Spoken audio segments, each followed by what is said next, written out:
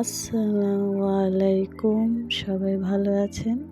তা আজকে আপনাদের দেখাবো আমাদের গাছে আতা ধরেছে।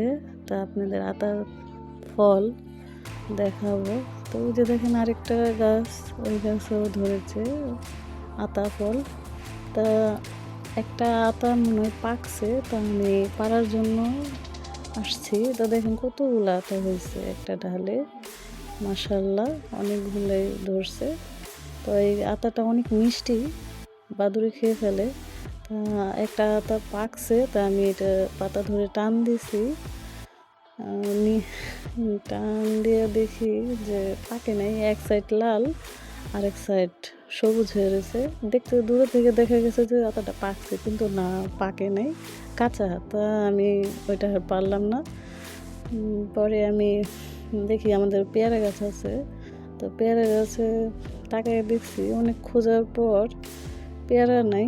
মাঝে মাঝে দু একটা পরে বাদুড়ে খেয়ে ফেলায়, একটু বড় হলেই খেয়ে ফেলায়, পাই না। তারপরে ওই কর্নারে দুটা পেয়ারা দেখা গেছে। পেয়ারা দুটো বড় হয়েছে, ক্যামেরায় হয়তো দেখাইতে পারতেছি না। ভালোই সুন্দর দেখা যাইতেছে। তো আমি পেয়ারাগুলো পাড়ার জন্য মই পাচ্ছি। তো আমি একটু উপরে উঠলাম, এখন একটা লাঠি নিয়েছি পেয়ারা দুটো পাড়ার জন্য। তো পেয়ারা দুটো ক্যামেরা হয়তো দেখা যেতেছে না, আমি দেখাইতে পারতেছি না। তো লম্বা একটা লাঠি নিয়েছি, এখন পাড়ার চেষ্টা করতেছি। তো আমি দেখতে পাইতেছি যে পেয়ারা দুটো দেখা যাইতেছে, কিন্তু ক্যামেরায় হয়তো ওরকম করে দেখা যাইতেছে না। পেয়ারা দুটো অনেক সুন্দর, একটা কাঁচা আর একটা পাকা। মা প্রায় সময় বাদুড়ে খাইয়া ফেলায়, পাওয়া যায় না। এখন জানি না এটা বাদুড়ে খাইছে কি না। আমি ঝুম করে দেখাইতেছি এই যে পেয়ারা দুটা সুন্দর করে, তারপরও হালকা দাগ দেখা যাইতেছে, মনে হয় বাদুড়ে হালকা আঁচড় মারছে। তা জানি না, আল্লাহ ভালো জানে।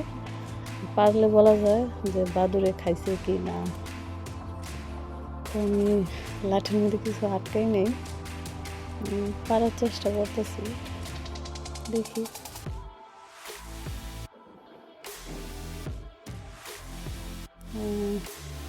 লাঠিটা লম্বা, পারা যায় না।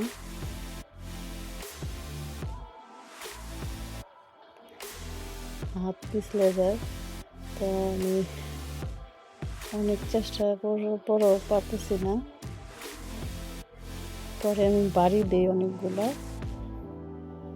বাড়ি দেওয়ার পরে পেয়ারা দুইটা পড়ে যায়, একটা আটকে রয়েছে, আরেকটা হাতে। এই দেখুন, দেখছেন, আমি যা মনে মনে বলছি যে বাদুড়ে আঁচড় দিছে, এটা খাইতে পারে নাই, কারণ এটা হালকা কাঁচা।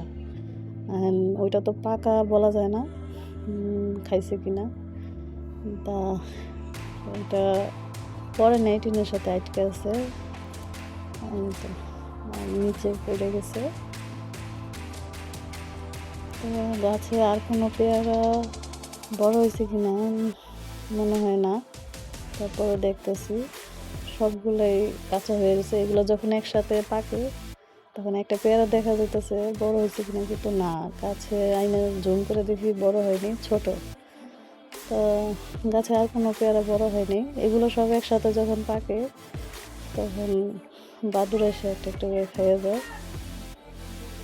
তখন আমরাও বাইরে খাই, নিচে পড়ে থাকে পেয়ারাগুলো।